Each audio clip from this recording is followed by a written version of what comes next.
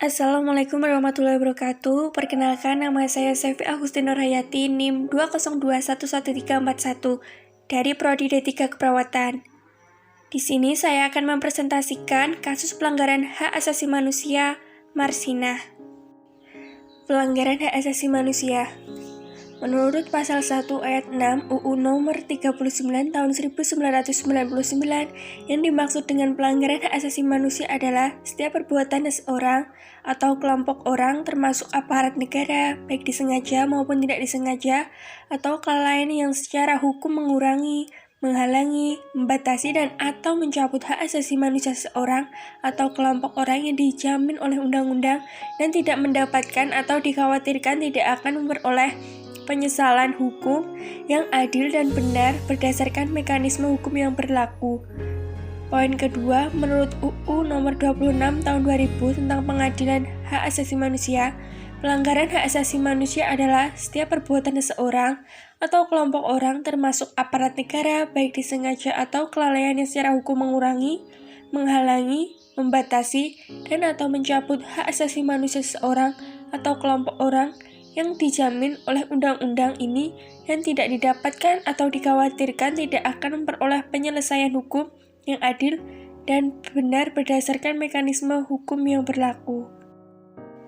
Klasifikasi pelanggaran hak asasi manusia di Indonesia. 1. Kasus pelanggaran hak asasi manusia yang bersifat berat meliputi A. Pembunuhan massal atau genosida. Genosida adalah setiap perbuatan yang dilakukan dengan maksud untuk menghancurkan atau memusnahkan seluruh atau sebagian kelompok bangsa, ras, etnis, dan agama dengan cara melakukan tindakan kekerasan. UUD nomor 26 tahun 2000 tentang Pengadilan HAM. B. Kejahatan kemanusiaan. Kejahatan kemanusiaan adalah suatu perbuatan yang dilakukan berupa serangan yang ditunjukkan secara langsung terhadap penduduk sipil seperti pengusiran penduduk secara paksa, pembunuhan, penyiksaan, perbudakan, dan lain-lain. 2. Kasus pelanggaran hak asasi manusia yang biasa meliputi pembulian atau perundungan, pencemaran nama baik, menghalangi orang untuk mengekspresikan pendapatnya.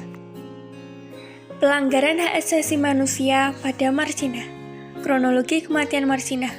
Pada pertengahan April 1993, para buruh PT CPS atau Catur Putra Surya, pabrik tempat kerja Marsinah resah karena ada kabar kenaikan upah menurut surat edaran Gubernur Jawa Timur. Dalam surat ini termuat himbauan pada para pengusaha untuk menaikkan upah buruh sebesar 20% dari upah pokok.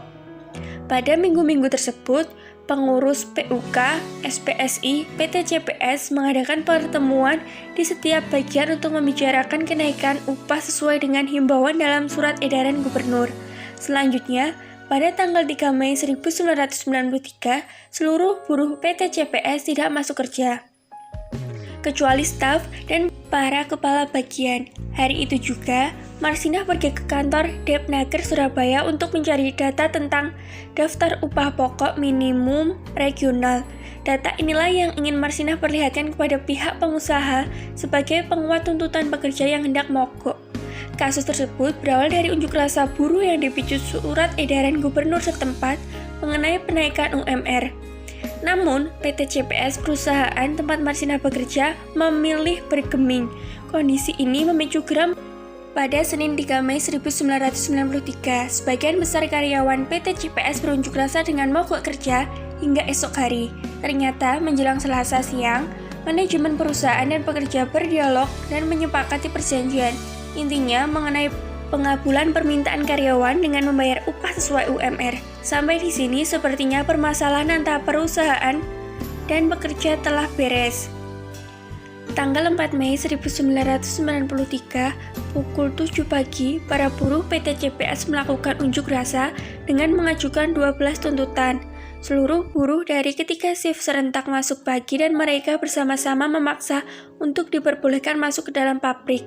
Satpam yang menjaga pabrik menghalang-halangi para buruh shift 1 dan shift 2. Para satpam juga mengibas-ngibaskan tongkat pemukul serta merobek poster dan spanduk para pengunjuk rasa sambil meneriakkan tuduhan PKI kepada para pengunjuk rasa. Namun, esoknya 13 yang dianggap penghasut unjuk rasa digiring ke Komando Distrik Militer atau Kodim Sidoarjo untuk diminta mengundurkan diri dari CPS. Marsinah marah dan tidak terima. Ia berjanji akan menyelesaikan persoalan tersebut ke pengadilan. Aparat dari Koramil dan kepolisian sudah berjaga-jaga di perusahaan sebelum aksi berlangsung. Selanjutnya, Marsinah meminta waktu untuk berunding dengan pengurus PT CPS. Perundingan berjalan dengan hangat dan perundingan tersebut sebagaimana dituturkan kawan-kawannya. Marsinah tampak bersemangat menyuarakan tuntutan. Dialahnya perwakilan dari buruh yang tidak mau mengurangi tuntutan, khususnya tentang tunjangan tetap yang belum dibayarkan pengusaha dan upah minimum sebesar Rp2.250 per hari sesuai dengan Kepmen 50 tahun 1992 tentang upah minimum regional. Setelah perundingan yang melelahkan tercapailah kesepakatan bersama. Namun, pertentangan antara kelompok buruh dengan pengusaha tersebut belum berakhir. Pada tanggal 5 Mei 1993, 13 buruh dipanggil Kodim Sidoarjo. Pemanggilan itu diterangkan dalam surat dari Kelurahan Siring, tanpa dasar atau alasan yang jelas.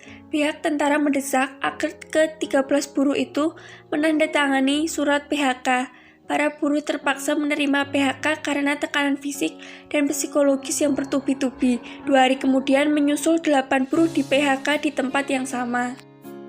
Faktor penyebab kasus pelanggaran hak asasi manusia. Faktor penyebab dari kasus Marsinah. Yang pertama adalah perusahaan CPS yang tidak mengikuti himbauan gubernur setempat untuk menaikkan UMR. Walaupun kebijakan kenaikan UMR tersebut sudah dikeluarkan, CPS tetap bergeming. Kondisi ini memicu geram para pekerjanya sehingga menyebabkan mereka melakukan aksi unjuk rasa dan mogok kerja. Lalu faktor penyebab kedua adalah manajemen perusahaan CPS yang telah menyepakati perjanjian penaikan UMR, namun rupanya diikuti dengan memberhentikan 13 pekerjanya dengan cara mencari-cari kesalahan pasca tuntutan kenaikan UMR. Hal ini menjadikan Marsinah penuh amarah. Faktor yang lain dapat diuraikan sebagai berikut. 1. Dari segi ekonomi, terjadi kredit macet, jatuhnya nilai tukar rupiah terhadap dolar, banyak perusahaan yang tidak dapat membayar hutangnya.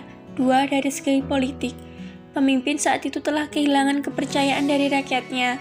Terjadi kekacauan dan kerusuhan di mana-mana, terjadinya perpecahan dalam kubu kabinet Soeharto. Sekian presentasi dari saya, ada kurang dan lebihnya mohon maaf. Wassalamualaikum warahmatullahi wabarakatuh.